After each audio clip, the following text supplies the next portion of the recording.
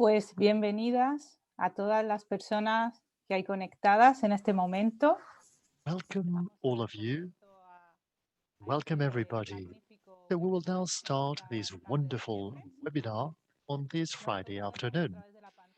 Unfortunately, we have to see each other through the screen. This is the time we are actually going through. So, first of all, I'm going to give you some housekeeping issues, okay? That will be appearing on the screen, okay? First of all, you have to remember that this session will be recorded. So we are fortunate that people who will not be able to attend this meeting, well, they will be able to enjoy the webinar afterwards because it's going to be posted on the YIFP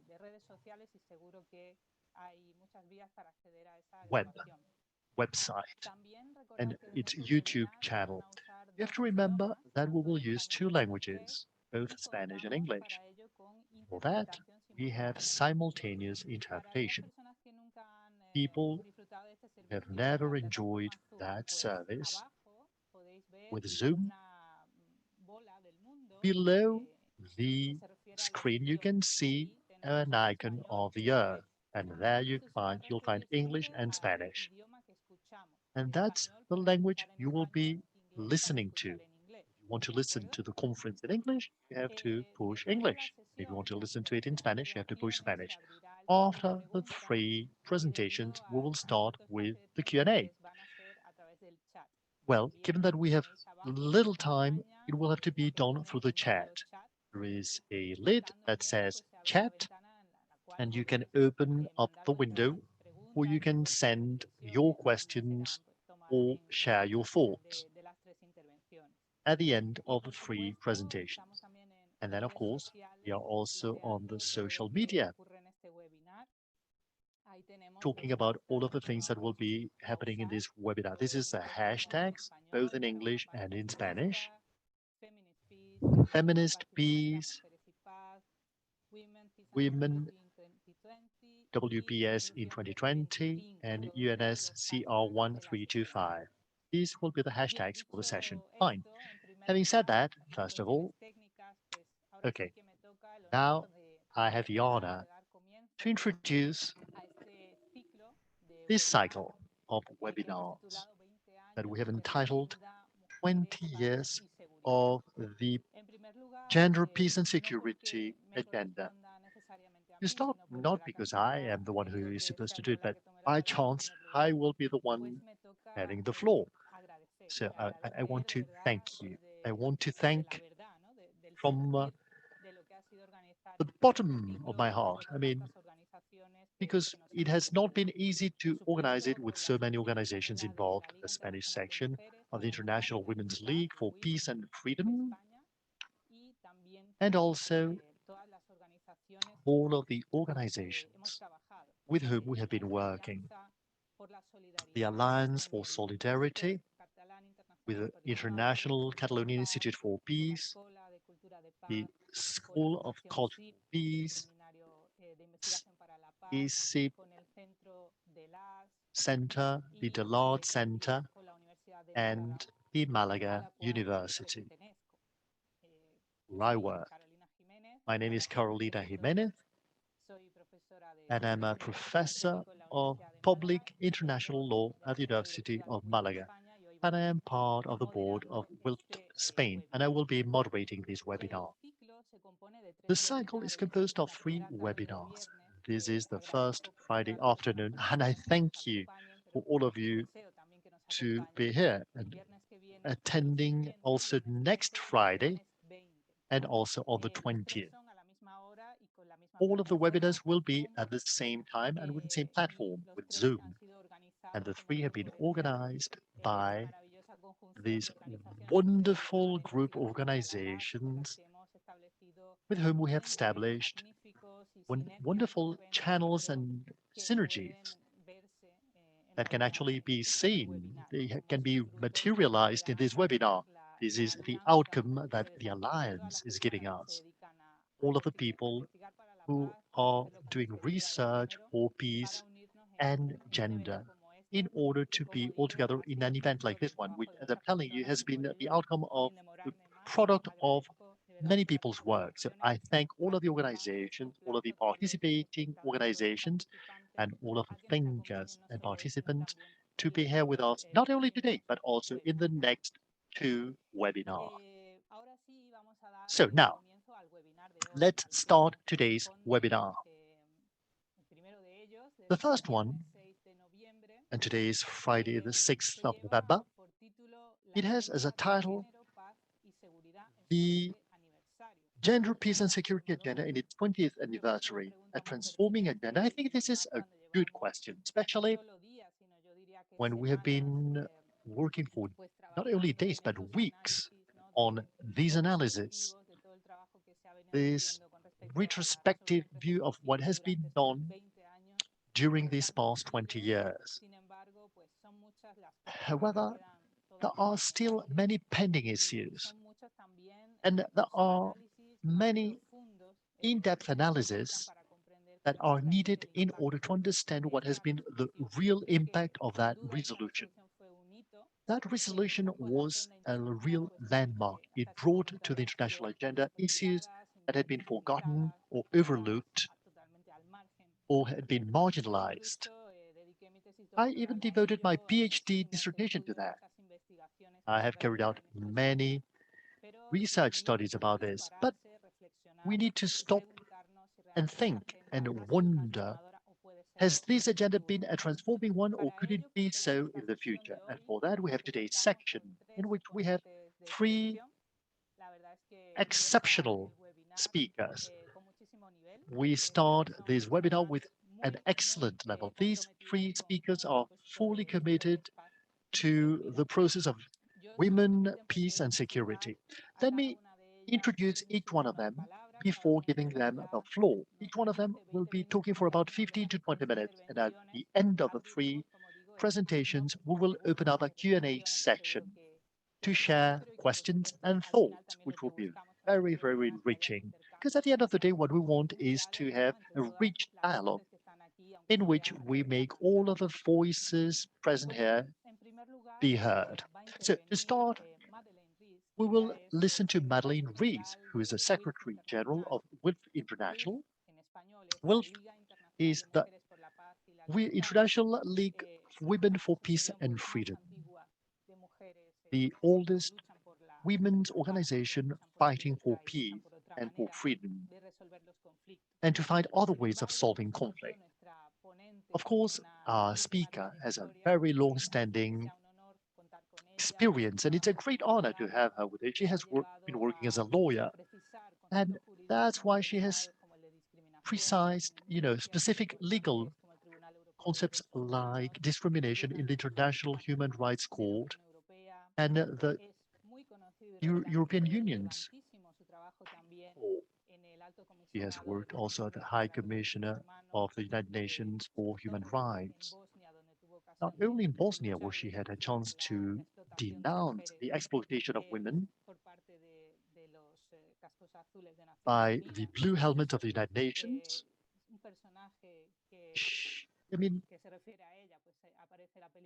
She appears in the film Whistleblower, which I recommend. But whistleblowers. But I would like to take any time from her time. So I'd like to highlight her continuous work for the cause of peace with a gender perspective. And so many publications and analyses that she has carried out. And today's presentation by Madeleine will show us the keys we have to highlight from these past 20 years and for the next 20 years. So without any further ado, Madeleine, you have the floor. Thank you so much. That's a really kind introduction, Carolina. So the older you get, the longer the introductions take. We shall have to cut them. I'm really, really happy to be part of this webinar. Congratulations to all of you for putting it together. I'm sitting here in New York, and as we speak, there's another sort of transformation going on, we hope, with the orange man hopefully going to be escorted from the White House shortly. One lives in hope. And that actually is a very important moment, because when we're talking about a women, peace and security agenda, it's been really under huge threat over the last 4 years in particular, which we can discuss a little later. What I wanted to do, I thought it'd be helpful if I just a very quick overview of where we've come from since 2000, where we are now, what are the important things that have happened, to take you into the latest open debate, which happened in October, on October 29th, and how that actually shows the difficulties and tensions there are with having an agenda so important actually sitting in the Security Council. And then lastly, I want to just go ways forward. How do we continue to make the changes that we need in order to have this transformative justice approach that WILPF has been pushing? So going back to 1325, 20 years ago, WILPF was very much engaged in promoting the whole agenda of a women, peace and security agenda in the Security Council, at least for the initial phase. But within a very short period of time, all the language that WILPF wanted in there, and so this is before my time, but of course WILPF was pushing for disarmament, control of arms trade, looking at the root causes of why there was conflict, so you could have women and peace in security and human security. But that was not the language that actually was manifested in the actual resolution 1325, but 4 good principles were there.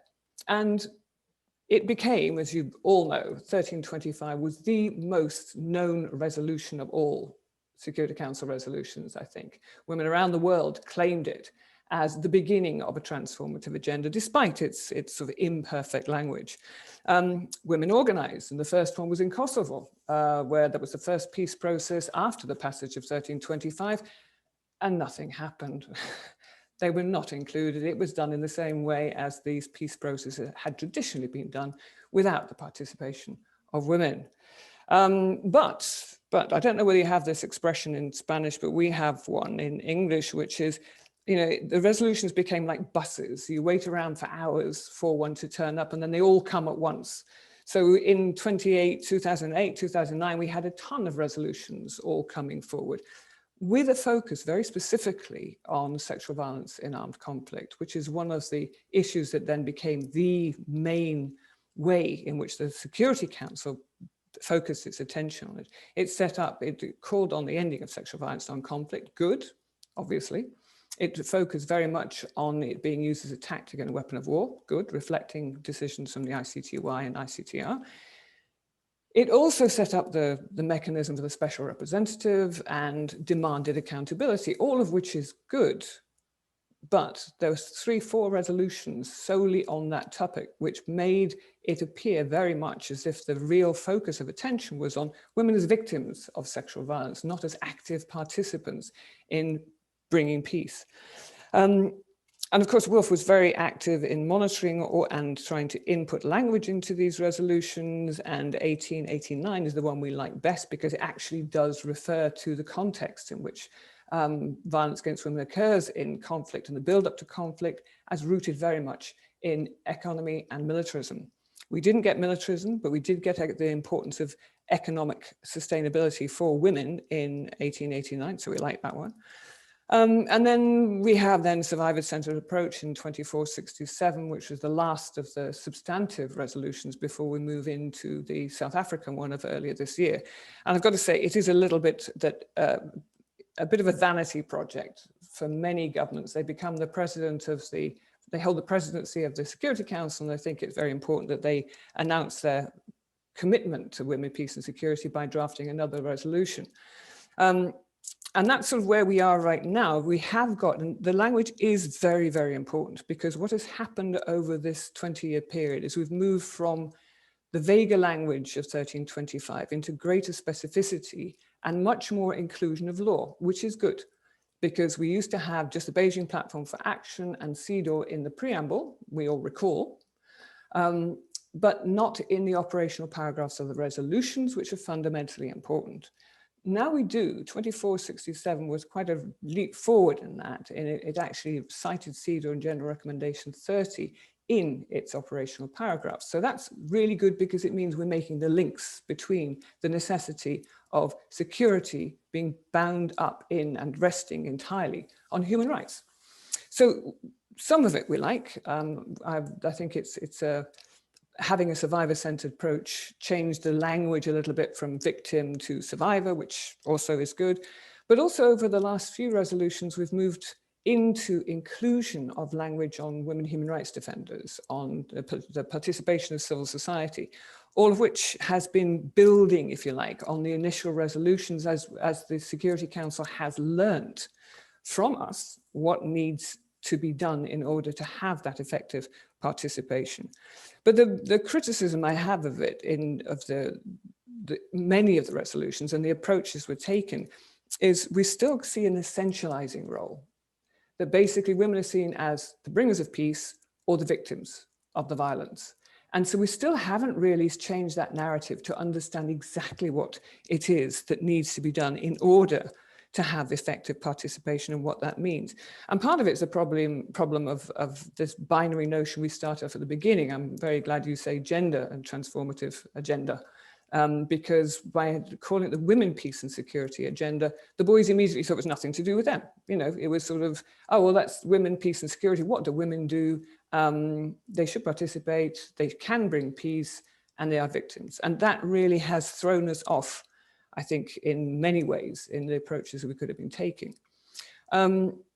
Fast forward to now, to October, and weren't we lucky that it was Russia that held the presidency just at the 20th anniversary? Because of course, everyone wanted the glorious resolution. If we wanted a resolution, we wanted a glorious one, just to really show that women were being taken seriously, that gender analysis was going to be done, that we were understanding what has to happen in order to effect a peace process from beginning to end, and how to move to transformative justice at the ending of the peace process, how to get to a transformative justice during a peace process, which, as we know, will always take years and years and years to unfold. But we didn't get there because we had Russia sitting on this resolution. We didn't think they'd do it. Many of us beforehand were thinking, it's so ironic that Russia, who has opposed having women, peace and security agenda in the Security Council, is actually going to have a resolution. So we wondered what it was going to be. One thought was that it would just say the Security Council transfers responsibility of this agenda to the General Assembly, which might have been a very good thing, in fact. But they didn't. Instead, we actually had what I thought was a very good resolution, in as much as it recalled all the previous resolutions and called for their full implementation. Now that's a big one, because it's something we've all been talking about all this time, is where is the implementation of the resolutions? And I'll come to that more in a moment. But it had that. And one of the concerns we had in the NGO working group was, why were they being so supportive in that initial paragraph? And this goes back to the conversation about the orange man in the White House. The United States has been rampantly opposed to sexual reproductive rights, as you know. And so they have been opposing any language for the last 4 years, which could be in any way associated with the promotion and protection of sexual and reproductive rights. So by putting that in, it was thought that they were trying to poke the United States into vetoing a resolution, which of course would be very nice for the Russians, because they get what they don't want, which is a nice resolution, and look, makes those people who had been champions of women, peace and security look extraordinarily bad on the anniversary of the resolutions. It then descended into exactly what it always descends into, which is a game. And I hate to say that, but it's a game. Everybody piles in, everybody has a view. Everybody starts worrying about the minutiae of language in each part of the resolution. And this is, as I say, it's good, language matters. But it also means that you get this dance going on between the different states, the good states, the bad states, the indifferent states, and you're not getting honesty and clarity in what needs to be done. And you have the NGO working group working hard together. It's almost like to push their hands against the portal of the ship whilst the water is pouring in, to try to stop bad things happening. And in the end, with this one, if you listen to the actual debate itself, I think it was extraordinary, because we had excellent interventions, and all praise to the Dominican Republic and to St. Vincent and Grenadines. They could join WILPF. I mean, their analysis was absolutely spot on. They were talking about it was structural. There were structural obstacles to women's participation in peace process caused by patriarchy, by militarism, by capitalism as exposed through neoliberal policies. And, you know, that's the sort of thing we want in a resolution, of course, but not the sort of thing we're going to get, because, as again, you are all fully aware, that would tap into what WILPF was asking for in the first place. The ending of the arms trade, the ending of militarization is a modus of securitization, so that we can actually focus on peace. So whilst there was great intervention from some states, there was a fabulous intervention as well from a woman from Afghanistan who was reminding us that as this resolution was being discussed, so the killing in Afghanistan, the lack of participation of women was ongoing. So basically, where did we get? The resolution as it stood had no reference to civil society, had no reference to human rights defenders, did not reference CEDAW, did not reference General Recommendation 30. Now for me, I take a different view from many. I didn't care, because in fact, we've already got that. We had that in the other resolutions. And if we call for the full implementation, we could go back and say, Russia has just endorsed all the language on human rights defenders, all the language on civil society participation, and the need to underpin the resolutions with human rights. But instead, there was pushback. And you know, many commentators are saying that the reason there was pushback was predominantly because it was the Russian resolution. Had it been from another state, then maybe it wouldn't have been so tense, which just shows how our agenda is being played with by the international political games of the P5 in particular, but in particular China, Russia, and the United States, none of whom are committed at all to the women, peace and security agenda, though that may change. So that's where we ended with the debate. Really, it's quite tragic. 10 voted against the resolution, so we don't have one. The whole thing sort of just ended up in a bit of a, hardly a celebration, I think would be the way to put it. Hardly a celebration of 20 years of our grafting. I think, though, that we should not worry too much about that. We know how the Security Council works. You know, I have actually spoken at the Security Council and called out the P5 as the ones who endanger women human rights defenders more than anyone by the continuance of their sales of arms. They don't listen. It's just they're not even paying attention to those arguments, because so embedded in their economic and their approach to power is the arms trading and securitized and militarized security. So what do? We have now 10 resolutions. We have some really excellent possibilities of how we use it. There's a normative framework, and as Leila Aladat always says, a normative framework's no good unless you have hard law to back it up, which is where WILPF and other organizations who work on this come in, because this is what we need to do. It will be no surprise to you when WILPF this year did a report called Where Are the Words? Because what we did is we tracked the language from the resolutions into the country-specific mandates, which is where the rubber hits the road, if you like, because that's where the implementation should happen. That's where the Department of Political and Affairs should be making sure that everything that the Security Council has demanded takes place in the mandate, in the way in which it's implemented. And it would be no surprise to you at all to find that, tragically, the vast majority of country-specific mandates have very, very few references to any of the resolutions. There's usually a throwaway, gender is important, gender shall be mainstream, let's have a gender advisor, but the specificities of it are not there. And neither do we have the important and absolute crucial part of women's civil society informing the United Nations on the ground as to how the resolution should be implemented. So without that, the information that goes back to the Security Council, which should be reflective of the agenda, doesn't reach the Security Council itself. So even though they say they want to be, appraised of this matter, they are not. Because the reports from the Secretary General, from his agencies on the ground, are not providing that information. So we're losing all that incredible work in getting the resolutions in a way which we could use. So this is a challenge for us going forward. And what we have decided now is that, one, we want to push very hard not to have any more resolutions, so we don't have to do this holding the portal closed while bad things pour in on us. We need to actually say, we've got what we've got, no more resolutions. Now, every single time there's a country-specific mandate, let us look at what needs to go in. And that means with fulsome consultation with women's organizations in the country where there's a mandate. What do they want? What do they need? Which of the resolutions must be included in the mandate? And how do we ground that in law on the ground? I think if we do that, we have an accountability mechanism woven into the rollout of the Women, Peace and Security agenda, which would be transformative.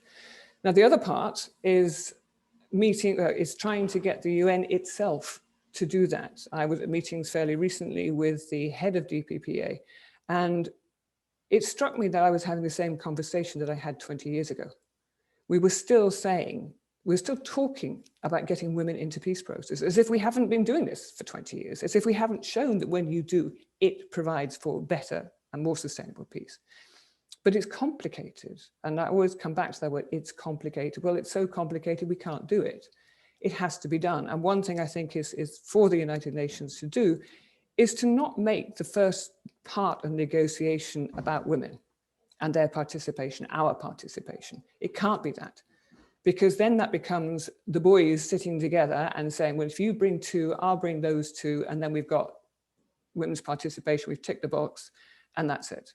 That is not how we do it. I think it has got to be just taken as a given that women are going to be participants. So now, what do we do to actually make that happen? And at WILPF, we've been working for many, many years with organizations on the ground to show how you can develop an organic peace process, which is I think, got much greater possibilities of bringing that sustainability than just having a few women sitting at the table handpicked by particular actors. So I will leave it there for the moment because I'm sure there's going to be questions. And I really want to hear it from Manuela and Carolina. So I'm sure we'll come back with more questions, but there is hope even in the midst of political gameplay, shall we say. Thank you. Bueno, pues muchísimas gracias a Madeleine. Oh, thank you so much, Madeleine. Thank you for ending with this hopeful note. We can't lose our hope. And you have talked about some very relevant issues about the political game that this agenda has been the object of. We can't forget that. And you have also talked about the needed incidents that has to occur in a specific territory, in a specific country mandate, in which there are women who go through violence in peace processes. So that's the perfect field to introduce the presentation of the next speaker, Manuela Meza. She is an exceptional speaker because she has a long-standing experience in peace studies. She is one of the most relevant researchers in Spain about peace studies. She's the president of Peace and CEIPAZ. She's the deputy chairman of the Spanish chapter of WILPF. She has published many papers and she has participated in many international national congresses. But I'd like to highlight as well that she was one of the first people who were very much aware of what would happen with 1325. And she has been part of the follow-up group that was always following up the response by Spain in the national action plans and also in other international institutions. So I'm going to give her now the floor. She will give us some clues about the issue. So now it's Manuela's turn. Thank you, Carolina, for this presentation. And thank you very much indeed to Laura Alonso, our president, for the support she has given to the organization of this whole cycle. Sandra from ICIP, and all of the people who have made it possible. And to me, it's a great pleasure and a privilege to share this panel with Madeleine and with Maria. So I'm so happy to be here. So I'm going to focus my presentation on the proposals of civil society organizations and what that has implied, what what that has implied, what the gender, peace and security agenda has implied for them. And this is very important. And I can share my own experience. Back in 2009, we started a project called 1,325 Women Needing Peace, in which we wanted to make this resolution be well known by appointing 1,325 women who, throughout history and currently, have made significant contributions to achieving peace. And we did so. We appointed 1,325 women, and I could name at least 220 or 1,088 if we wanted to follow the exercise of filling these resolutions with names that have acted on the gender, peace and security agenda. I mean, to make the contributions made by so many women for peace is crucial because currently there is still a very little recognition of the role played by women as peace actors in the field of conflict prevention and resolution with regards to justice, political participation, etc. A lot of these women whom we name, we find them afterwards in WILPF International, and this program generated the basis and the network after the 10th anniversary for the foundation of WILPF Spain in 2011. And since then, the work we've been carrying out about the 1325 resolution, which has been very much present in WILPF Spain. And this example illustrates how this resolution is a different resolution from other United Nations resolutions, because it was adopted as the result of work carried out by different social organizations and women's organizations that bet on including the gender perspective in the international agenda. And in 2000 and in the year 2000, this resolution was adopted. And also, it allowed international organizations to internationalize their work because they included this international agenda in the local context. It has worked both ways. During these years, civil society organizations have promoted a very wide agenda that includes different aspects, like prevention, participation, protection, etc., at different levels and in different fields with many, many actors. The real main characters have been women's organizations throughout these years, and this has to be highlighted. They have kept this agenda alive by including the language, as Madeleine has said, in the treaties. I mean, instead of talking about women, we talk about gender now, which is much more complex, and to approach it as a gender of women's rights that's transforming, including feminism and even questioning the concept of international justice by placing people at the very center in this concept of human security. During this year, the work about the resolution 1325 has allowed us to develop an international women's movement that have networked, they have shared analysis, experiences, knowledge, and they have made some significant contributions to the gender, peace, and security agenda, working locally and internationally simultaneously. But the context in which we are now we're celebrating the 20th anniversary, which is very different from the one in 2000, at the time in which multilateralism was going up and the objectives of development for the millennium were developed. all of it was actually crystallized in the 2030 agenda, and how civil society organizations acquired a significant role in the United Nations system, because we can't forget that the United Nations is an intergovernmental system. So they gained a space and they explored new ways of participation in fora and parallel summits. 20 years later, we are at a time of not evolution, but we're going backwards in the United Nations system. And this year, we celebrate the 75th anniversary of its creation. And the institution is facing serious problems. The leadership is being questioned by some governments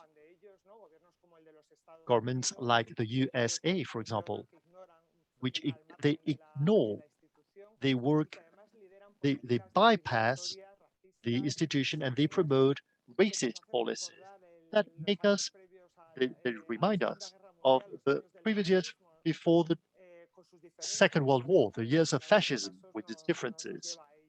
But it doesn't bring us there. There is a well-coordinated offensive against the gender agenda, what they call the gender ideology, which has been extended in many countries, and it jeopardizes some of the measures that have been adopted in order to make headway in the equality and women's rights agenda. For example, with regards to the Beijing platform and some of the rights that had been already consolidated, especially sexual and reproductive rights, have been questioned to the point that the High Commissioner of the United Nations for Human Rights, Michelle Bachelet, has alerted us about these issues, and she has said that women's rights are not negotiable. But at the same time, in this anniversary, we find a feminist movement that's increasingly strong, more diverse, and it agglutinates millions of people, and it is much stronger than in 2000. And somehow, it has also had the capacity to make proposals and to permeate the agenda of women, peace, and security in specific proposals. I would say that the inclusion of pacifist feminism and to substitute it with a transforming agenda that goes to the root of discrimination that causes violence is one of the issues, one of the aspects that we should point out as well. If I had to think about what are the achievements of this agenda, women, peace and security agenda, I mean, it's a resolution that sometimes you really want to work in favor of it sometimes, and sometimes you just want to leave it aside, you want to ban it because you see no progress. As an achievement, I would say, I would highlight the work in the multilateral level by civil society organizations, international networks, like the NGO groups about women, peace and security. They have done an exceptional piece of work in preparing proposals during these years in order to make progress in this road. They have contributed to the fact that the voice of women working in conflict situations be heard. For example, the area formula. They have proposed some very specific roadmaps with specific proposals about how to orient the implementation of the resolution 1325. And I think it's important to recognize this issue. Secondly, national action plans, which is a political incidence plan. Action plans have opened up opportunities for civil society organizations to talk with relevant organizations related to gender and conflict, and to do a follow-up of this. Right now, there are more than 80 action plans in different countries, and the experience is quite unequal, depending on the country. Action plans, in some cases, have allowed us to have a comparative analysis and to use this comparative analysis as a tool for politics, saying, okay, the governments are doing it much better than I.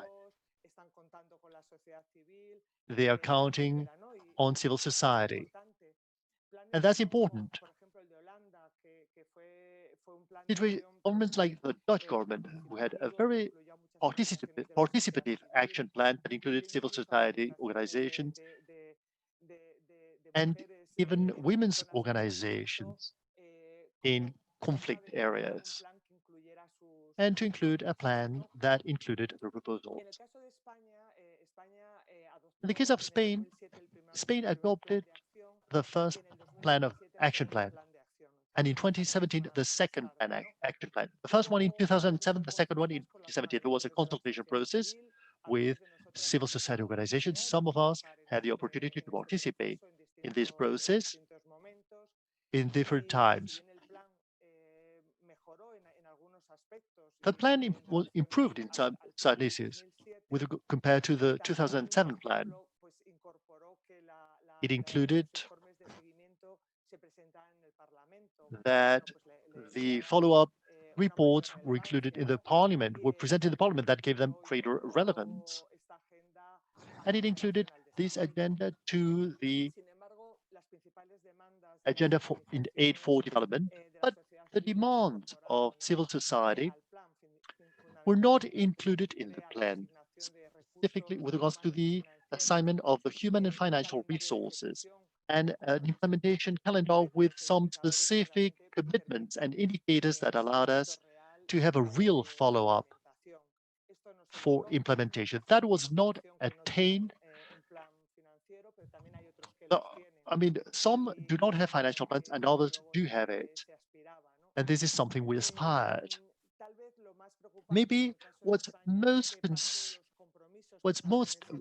worrisome in the Spanish case is that a lot of the commitments are pending execution, specifically with regards to the creation of a follow-up group for the plan in which civil society organizations could participate, and the definition of a number of indicators that allowed us to have the right follow-up of the responses. And the criticism that has been done in the case of Spain is the fact that the Ministry of Defense had the leading role above other ministries. So what predominates is a classical security agenda that does not question the role of militarism in armed conflict, and it does not bet on a redefinition of security, and it does not include other experiences. The agenda of women, peace and security as a right of women is left at the backstage. And in the case of Spain, there is a gap between the discourse related to gender equality internationally. I mean, the Spanish government does defend truly that agenda with regards to what implementation means in national policies. But it's also fair to say that with this new government, we still have opportunities to make headway in that sense. I mean, there is clearly a difference with the past. And with regards to action plans, I'd like to point out an example that to me is a very interesting one, which is the case of Colombia, which is a country that does not have an action plan, but the 1325 resolution is a very important reference for civil society, and they use it as an instrument for action locally for the definition of policies in favor of achieving peace with a gender perspective. So to sum up, I would say that action plans have actually favored the creation of organization networks, networks of organizations that are very different from each other, and their articulation, I mean, some of them defend pacifism, human rights, and development, and they have created significant spaces to generate knowledge and to collect best practices to make recommendations, and this is also very important to keep it in mind, although it's also very important that action plans be something that goes beyond a document of good intentions. I mean, they should turn into a real roadmap to make progress and to make headway in this agenda for equality. The third achievement that I'd like to point out is the appropriation of the agenda by local organizations, what has been called the localization of the agenda. It is also very interesting because how at the local level, this agenda has been considered to be the most feasible one. This dissemination of the agenda shows how the support to women's organizations is indeed a safe bet that allows us to have an in-depth knowledge, a wider knowledge about what truly happens in conflict areas, and also to know better the real needs of the population that's victim of violence. And it contributes to the strengthening of the social fabric in which women participate actively. So, which would be the hurdles that this gender, peace and security agenda has faced in the past 20 years? Well, to start, the lack of political will by governments, which implies that many of the proposals to make headway in the implementation of the resolution have not been institutionalized. They are not part of the central core of action, and they are fully dependent on personal discretionality. It is something that can be done or cannot be done. And there is very little link between political documents that describe certain action lines and the actions that are really carried out on the field. To sum up, as has been said in different reports, we have not been able to turn speeches and words into specific facts that imply a transformation of the structures that discriminate and exclude or legitimize violence against women. The second obstacle would be the very limitations presented by the United Nations Security Council, with a structure that makes it very hard to make progress with this agenda. It has been very worrisome, the different attempts during these past 20 years to secure the agenda or to co-opt it. I mean, this agenda, which focuses on women's rights linked to violent extremism, which is something that was promoted by the Spanish government. And it included an aspect that deviated the attention from an issue that, from my perspective, it's a central one. And it was about women's rights. And the very instrumentalization that has been done in certain organizations about the experiences of women in terms of sexual violence or other types of violence, which has been used to justify certain military actions, like in the case of Afghanistan, where it was rather significant and it was very far from the right of women. I mean, there was another concern that was not this one. And lastly, last but not least, the last hurdle I'd like to mention is the very little financial funds directed to this. There has been very little financial contribution to implement this agenda. And with the resources that have been channeled to it, it's impossible to do anything. Let me end with the pending challenges. Madeleine has already mentioned a few of them. But we have to ask ourselves, how can we make headway in the future with this agenda, especially at a time in which there are powers that are trying to cut right down. The proposals or the recommendations made by the global study, which was published in 2015, prepared by Radica Colaplancos Marawi against armed conflicts transformed into justice and peace. These proposals are still well and alive today, and they stress out the importance of the participation of women in every field related to the construction of peace. It talks about protecting the rights of women and girls during and after the conflict. It talked about the assuring in the planning, the gender perspective, accounting mechanisms, accountability mechanisms, and gender issues with the right funding. Now, these proposals are still very much current, and we need to make headway in a better understanding of what's involved in integrating the perspective, the gender perspective in a peace and security agenda, and especially the development, design and development of policies. We need to go beyond an expression that's used frequently with regards to gender. I mean, we need to include more women. And we do not, without, I mean, we need to question the inequality structures that cause this inequality in the case of women. We need to, I mean, to present the gender peace and security agenda as a women's agenda, as a transforming agenda. It implies questioning and challenging the very concept of international security, and to go to a vision that's much wider about security. Feminist organizations for years have been insisting on the importance of transferring the costs of weapons to social expense.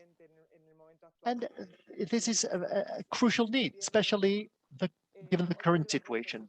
Another challenge is to make progress in the intertwining with other agendas, for example, 2030, or anything related to humanitarian aid. And for the agenda, for the gender, peace and security agenda to be a useful tool in the hands of civil society organizations in armed conflict situations, it needs to be a transforming agenda that promotes change. And that, for the time being, is something that we need to build up together in the current context. The current context doesn't allow us to do so. But the fact that the agenda is a transforming agenda is transforming in itself. There is opportunity and hope, especially if we bear in mind that those who have truly defended this agenda are civil society organizations, and that has implied significant progress. We know that this agenda is still very much alive and active in civil society organizations. Thank you for your attention. Well, thank you, Manuela. You have made a very full presentation. You have given us many, many clues. And you have related it very much to what Madeleine has said. This is a webinar in which the three speakers will share their thoughts and perspectives. And then we can all make comments through the chat. So we are all going in the same direction. With regards to national action plans, I just would like to underline that there is a paradox. Even NATO has an action plan about Agenda 1325. Well, at any rate, you have given us many, many clues.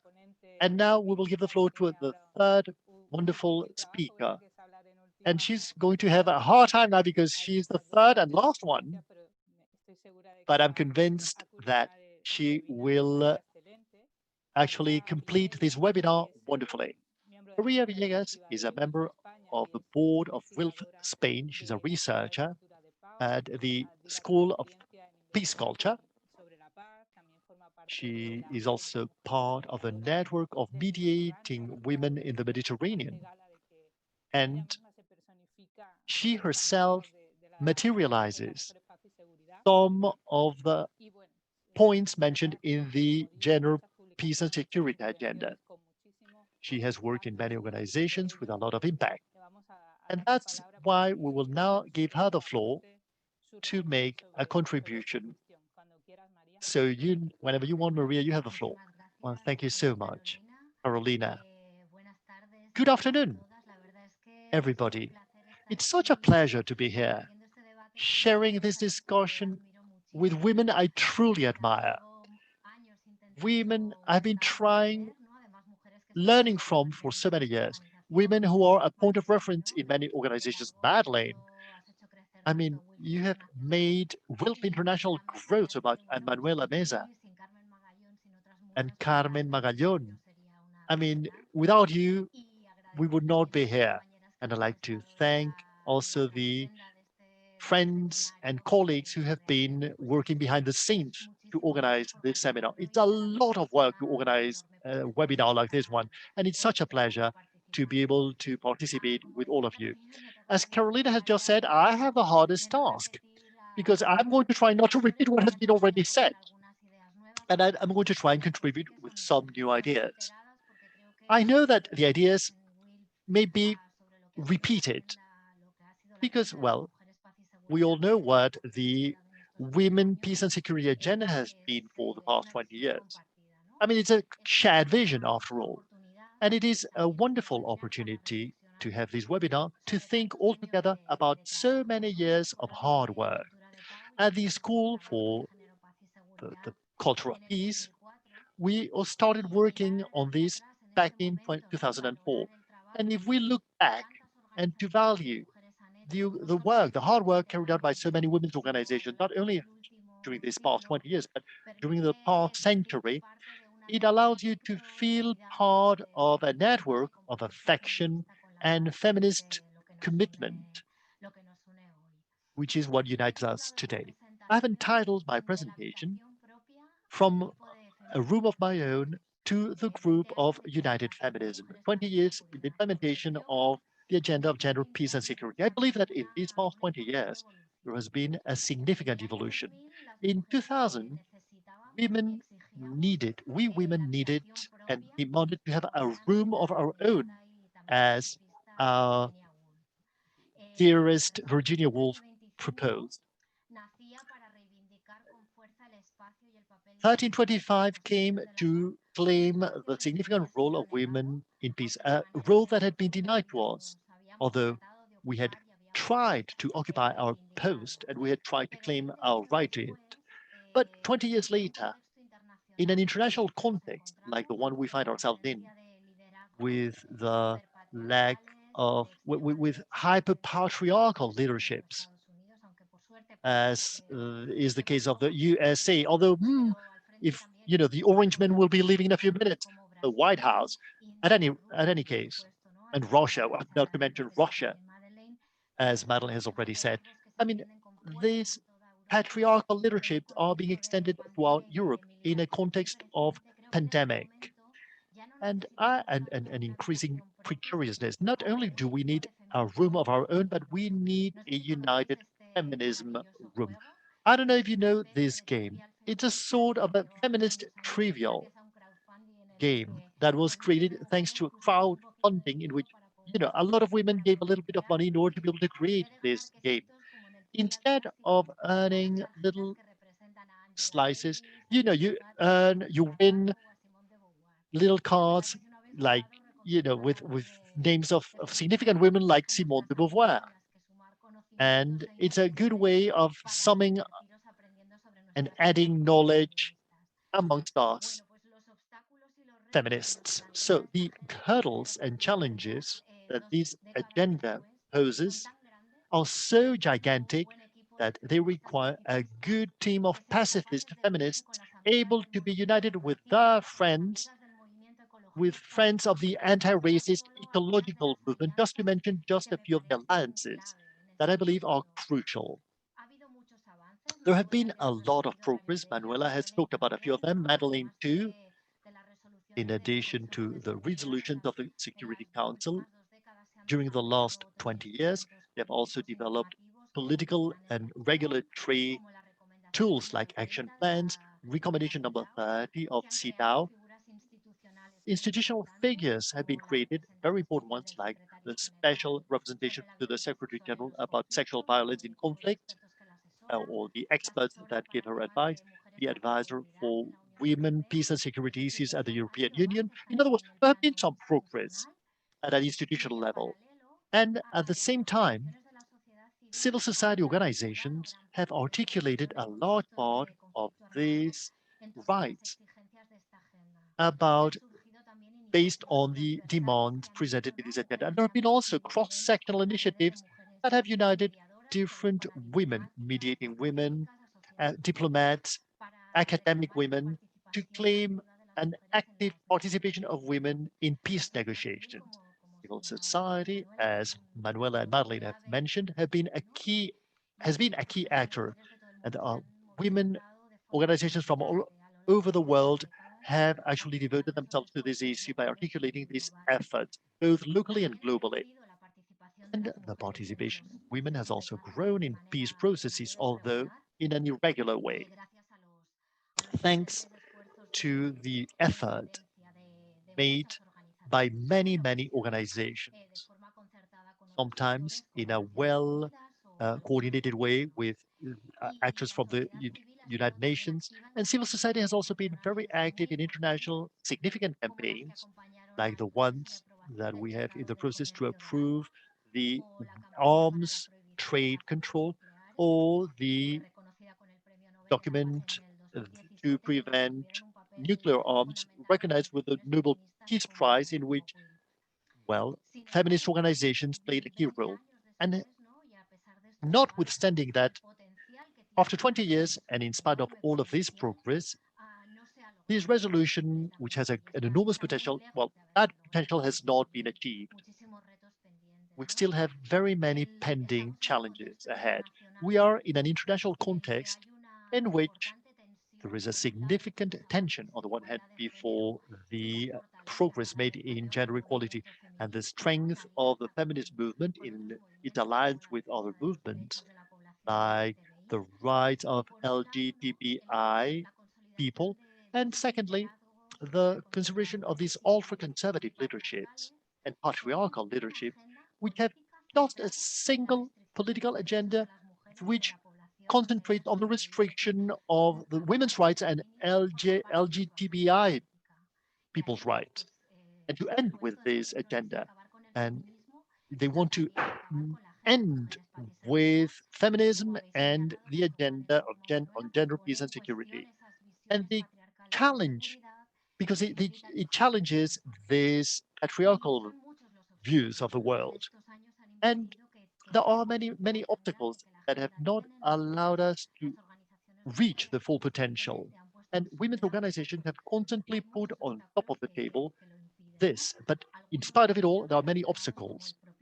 Things like, Manuela, you have talked about the space. The very Security Council is an obstacle to this. How this last discussion was in October, as Madeleine has described. The agenda came forth thanks to the promotion of women's organizations in conflict areas.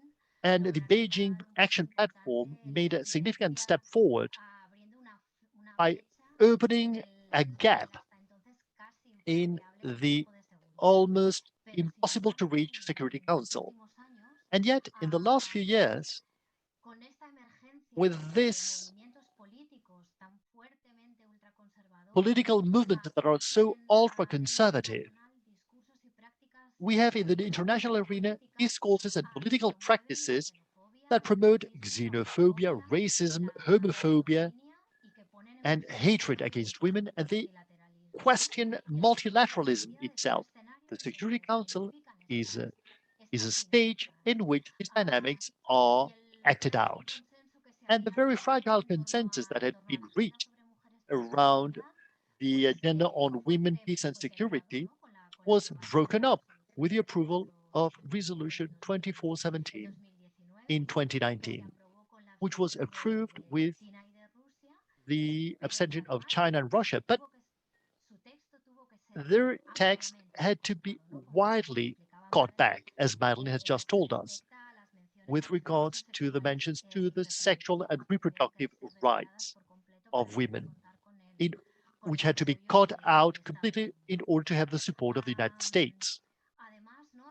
In addition to this context, in which, well, the environment has been more hostile against the agenda, there have been also other obstacles that have been present throughout the existence of this agenda from the very onset. Things that have been repeated in the last 20 years. And, well, Madeleine has already mentioned a few of them, like the lack of financial resources, which has been a clear show of the very lack of political will. They just bring forth words as opposed to resources to it. And let me share with you a few data about the economic and financial issue.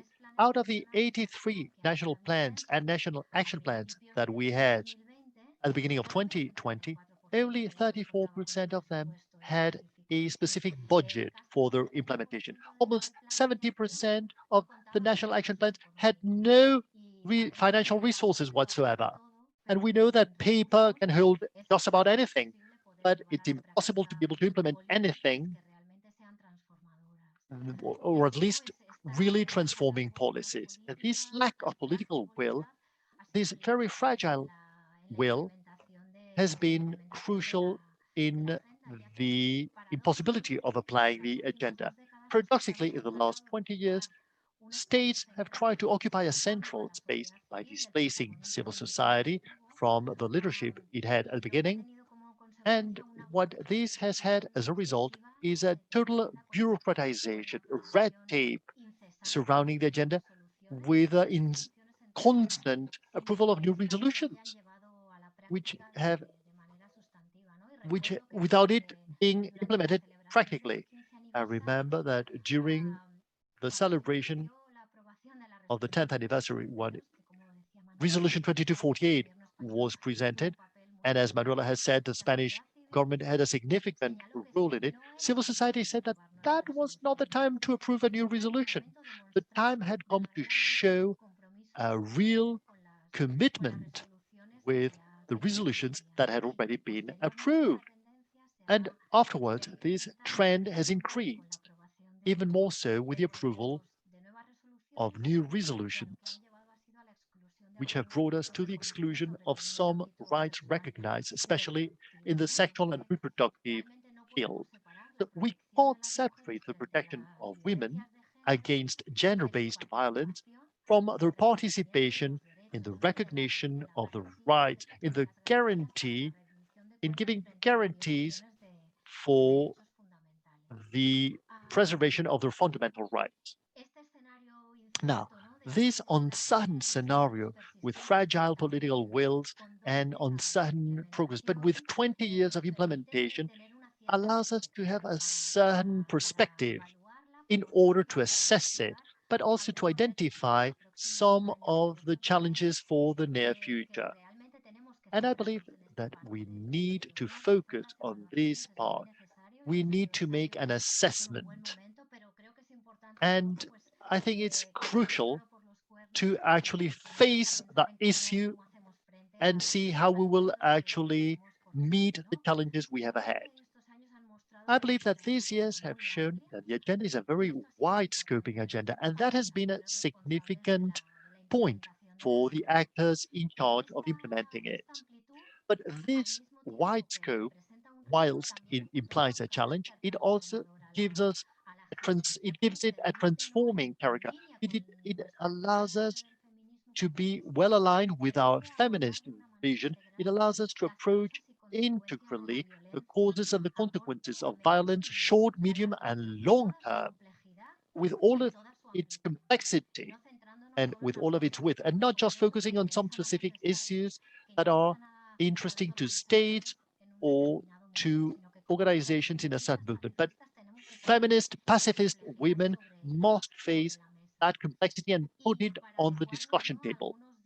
To adjust to some of the future challenges we face, we need to keep on widening our action field, whilst we actually make the agenda more visible. In other words, we cannot build up any right. We have to strengthen a preventive gaze, the prevention of violence, which is a crucial contribution made by women's organizations, which always place the emphasis on that issue. Well, we need to strengthen that preventive gaze, and this is what we try to do. We try to respond to the agenda, and whilst we consolidate the progress we have made in terms of participation. I think we need a greater demand, pose a greater demand to the actors participating in peace processes. We need to demand that a significant participation, the significant participation of women the inclusion of gender perspective in peace agreements becomes a reality. And our colleagues who will be on the webinar next Friday will deal with this issue of women's participation. But I believe that they are facilitating, they're easing, peace processes, and they need to see the example made by mediating teams with women with a gender perspective. The time is ripe to say that not only we need to be present in negotiating tables, but we should overturn it. We cannot just obey patriarchal rationales.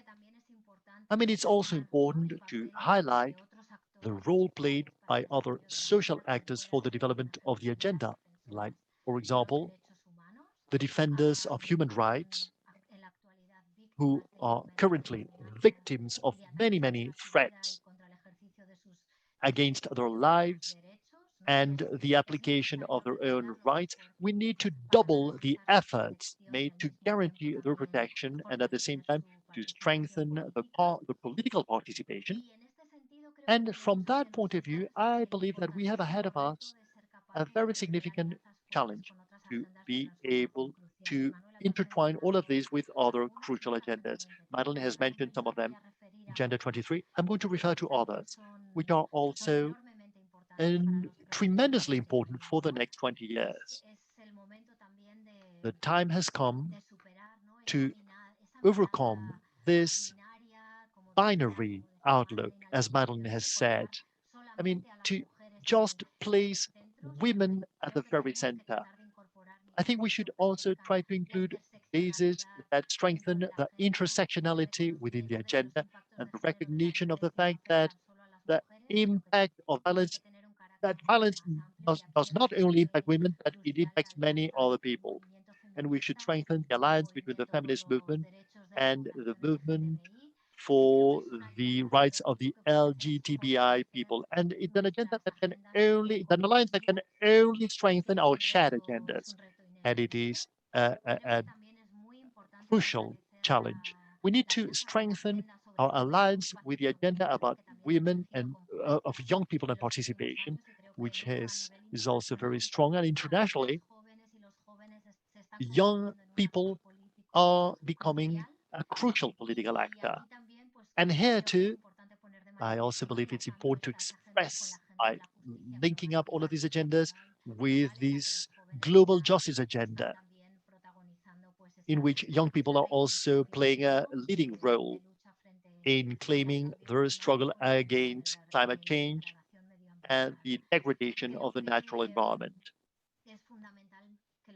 It is crucial that all of the efforts made to face the climate challenge is an intersectional gender approach that approaches inequalities that are growing as a result of the climatic emergency. But at the same time, the women, peace and security agenda should also include this climate justice approach and this environmental justice approach. And here we have a significant opportunity because the ecologist movement and the movement of women for peace are close movements. They're sister movements.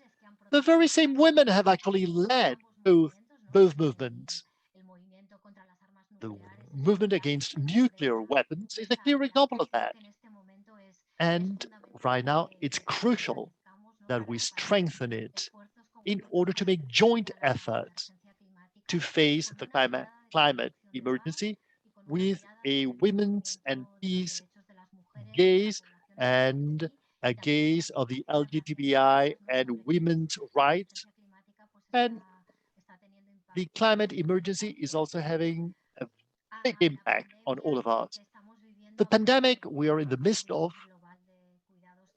implies that the climate emergency becomes even more important.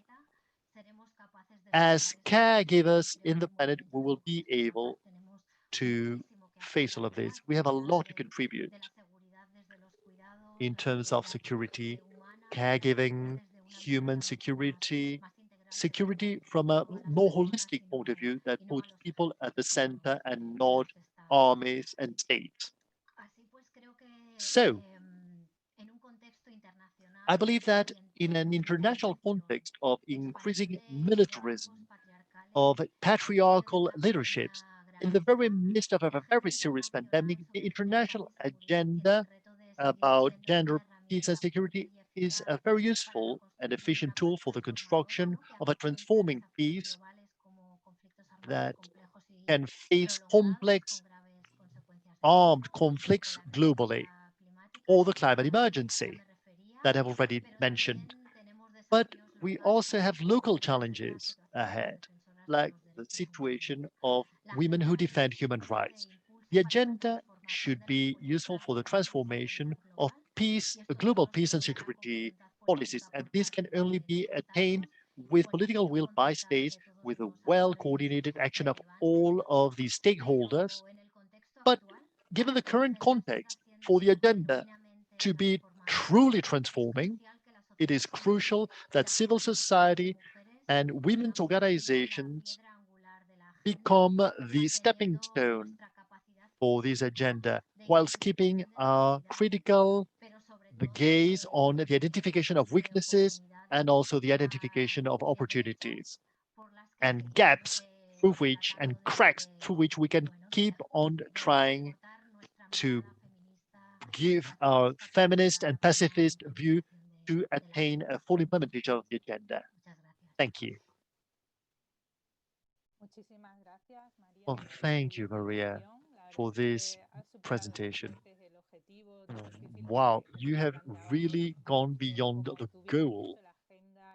As you have said, the agenda is wide-scoping, and there are many, many elements to be taken into account. The three speakers have really covered a very wide ground in an in-depth way, because of course you have been studying this women, peace and security agenda for a long time. Now, well, as you have all said, we have enough knowledge about the rules, regulations, international law, and rights stemming from national and international law. Of course, we have still open challenges, especially in conflict and post-conflict areas, as you have pointed out. Now, all of the issues you have mentioned, which I'm sure have motivated more than one thought. Of course, we have to end at 6 o'clock, but we need to start the Q&A. Questions to the three speakers who have been talking about about Agenda 1325. So, please ask specific questions. And whilst you ask your questions, I'd like to ask to the three of you. Maria has already talked about it, but I'd like to go a bit beyond. In these times of pandemic, how do you believe this is affecting the women, peace and security agenda? How is the women, peace and security agenda being affected by the pandemic? I'm happy to jump in and answer at least part of that, because I think it's been very, very difficult for us to continue to participate within the multilateral system in the way that we did. WILPF has just done a report showing how restrictive the participation of civil society has become as a result of the pandemic. It is also, I think, and more importantly, that's one element, but more importantly, the pandemic within the pandemic of the violence against women has restricted women's ability to participate. And of course, the economic impacts are being felt mostly more by women, disproportionately by women, which again impacts directly on our abilities to change the political economies within which we have to live. Plus, of course, the care economy is normally and almost very substantially it's done by women. And that has really been brought out through the pandemic. So all if you like, the cultural portrayal of women as it traditionally has been really exposed by the pandemic. basically economic disenfranchisement, extremities of violence, but still get on and do the care girls. And that, I think, is inimical to effective participation. So it has pushed the agenda back at the ground, if you like, rather than just in the Security Council. And I think just to follow up on that, I think it is extremely important that we link these issues. WILPF has just published the principles for a post-COVID settlement, which we did for the General Assembly with the Fire Consortium. And we did it for that for a very specific reason, to try and bring these issues in, the necessity of a ceasefire, the necessity of addressing violence against women in particular, but not only women, in the context of the pandemic. We need to address, obviously, the healthcare provisions, but looking at it and framing it, if you like, within the political economy and within the militarized space. And we reckon if you did all of those things, that's going to have an immediate impact on the most important threat facing us all, which is environmental degradation. So if we put all those things front and center of our concerns, our advocacy, our action, then I think we're going to be pushing towards, and I was really pushing forward with the implementation of the transformative promise of the Women, Peace and Security agenda. And I was really taken by what you said, Manuela, about the localization of the national action plans and how you do that, because that goes to the core of what we hope we will be able to do if we ground the principles, because it is that thing, isn't it? That wonderful feminist expression of think globally, act locally. And that's what we have to be doing, I think, in order to make sure that this is not lost in the huge pushback we're having by patriarchy at the moment.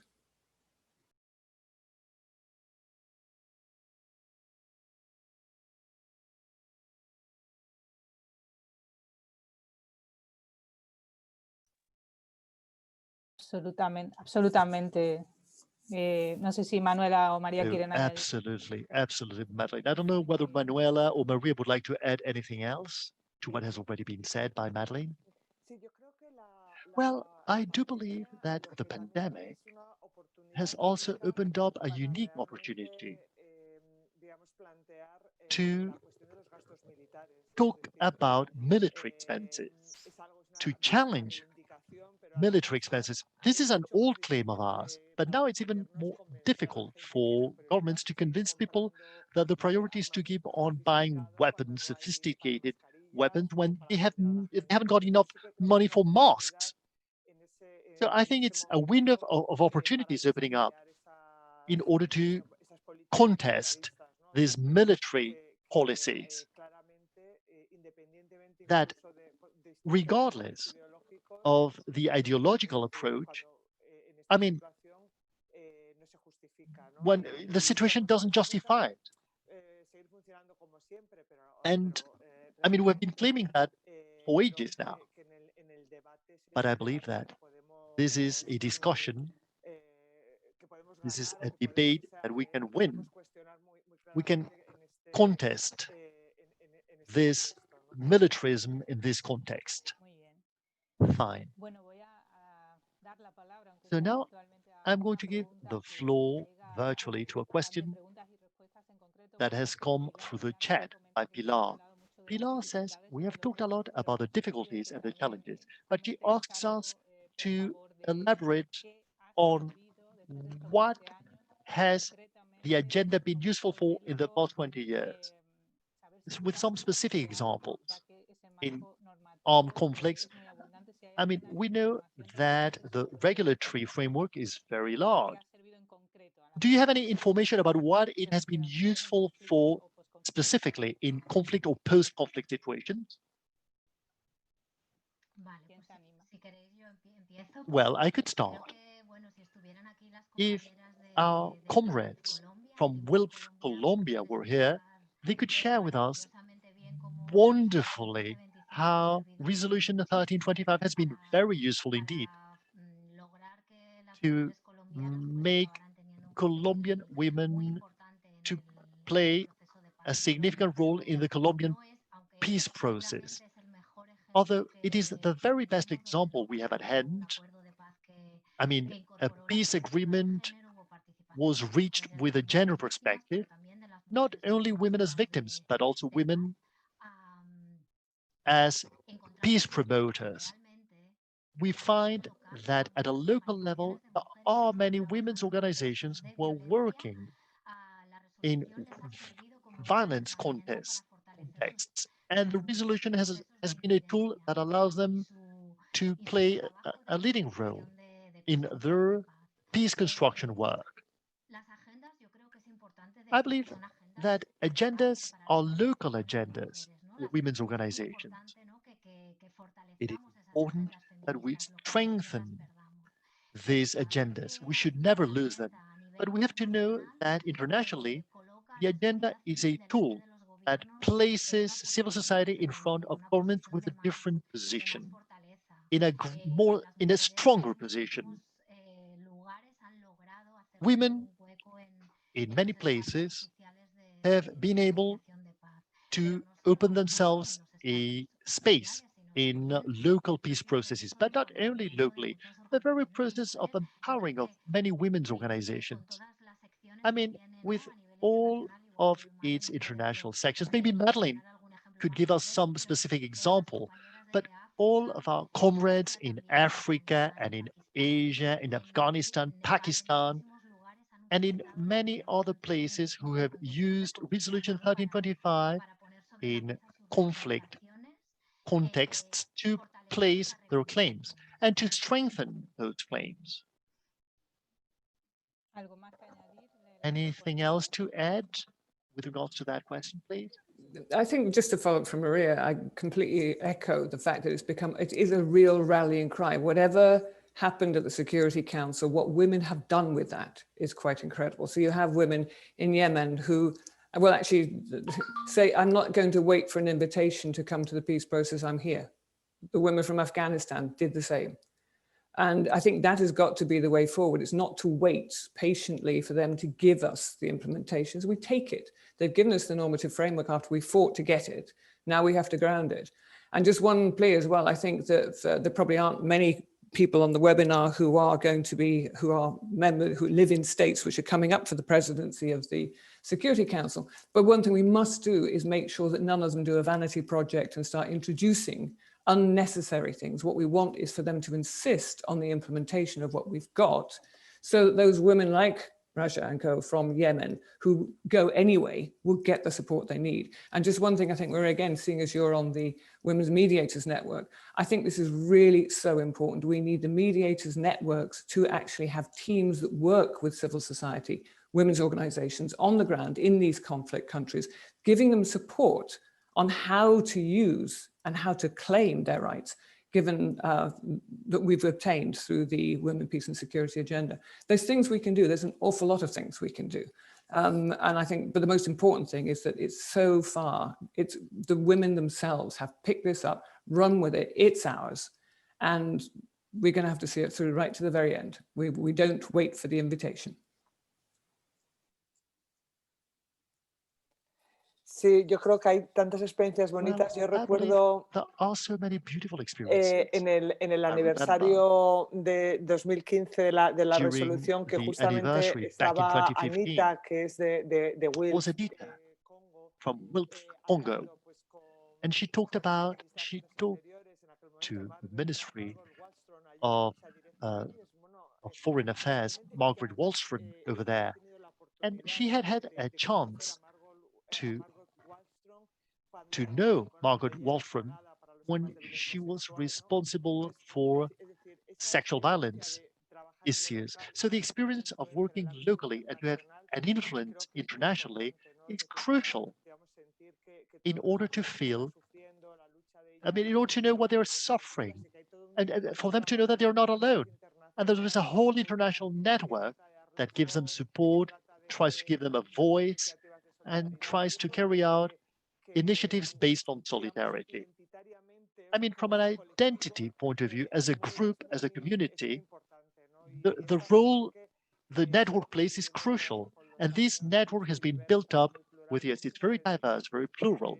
And there is a lot of learning, a lot of lessons that have been learned. In the Colombian case, whilst being in the conversation, these contexts had actually been used as a point of reference. What had happened in Liberia and Uganda, etc. In these places, to try and learn. And it's very important that the negotiations in Colombia have become a point of reference for the gender agenda in other armed conflict contexts. And that implies generating knowledge, generating know-how, and to disseminate it so that it's part of the knowledge that local and international organizations have. Oh, thank you very much indeed. Well, as a professor of international law, I have to say that the 10 resolutions are not just voice. They come from the Security Council, as has been said. They are the regulatory framework through which these women can claim their role, as has been explained very clearly by Madeleine. And there is another question about the change of government in the USA. You believe that the fact that Donald Trump leaves the White House will imply a positive turn in the United Nations and therefore in our agenda? Is that to me? It's not done yet. It's not over yet. We hope it will be soon. Yes, it will. I'm quite sure of that because Biden's a multilateralist. And he firmly believes in the promotion of the multilateral system.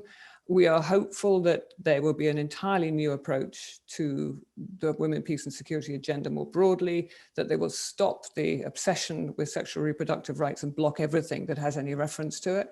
They're obviously going to rejoin the Paris Climate Agreement, which is excellent. They'll rejoin WHO. They'll hopefully play a more positive role in the World Trade Organization. One never has hope in American foreign policy, let's be honest.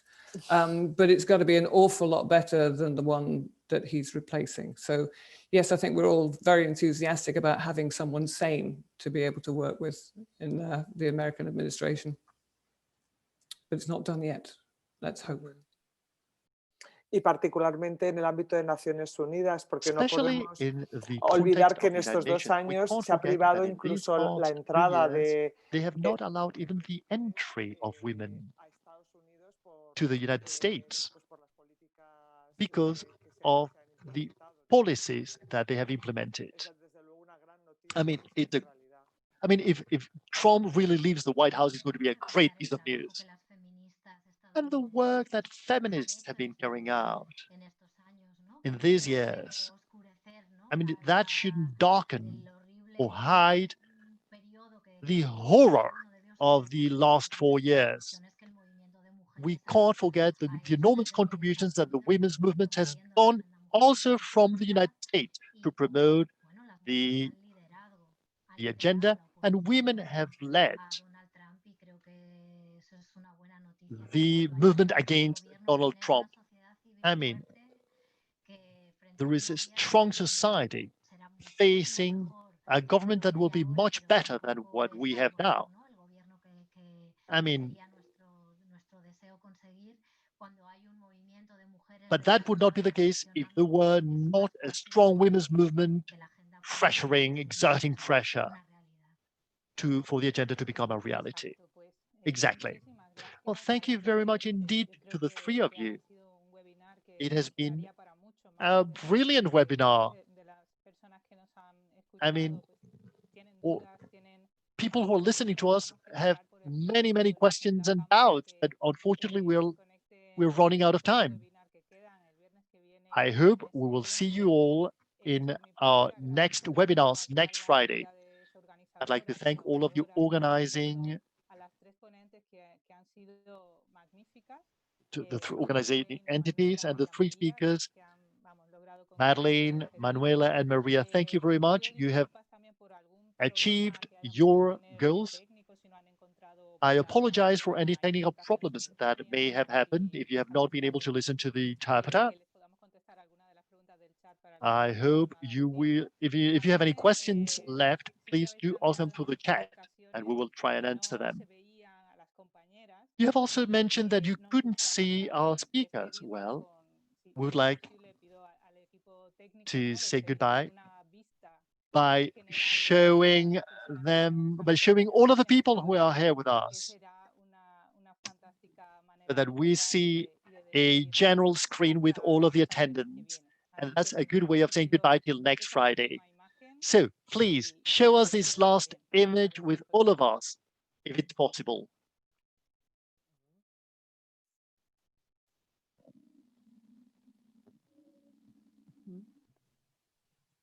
ver.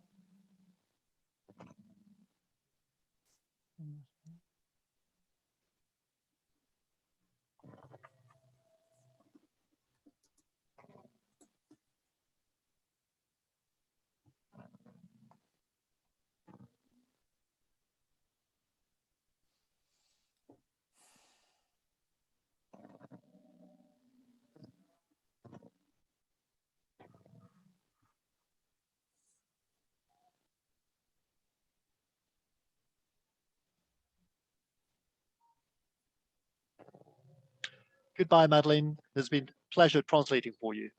Thank you so much for that, John. It was great. Thank you. You're welcome. Bye. Thank you, Madeleine. A todas. Os veo unas pocas, no sé si el resto nos Thank you. veis, pero muchas gracias a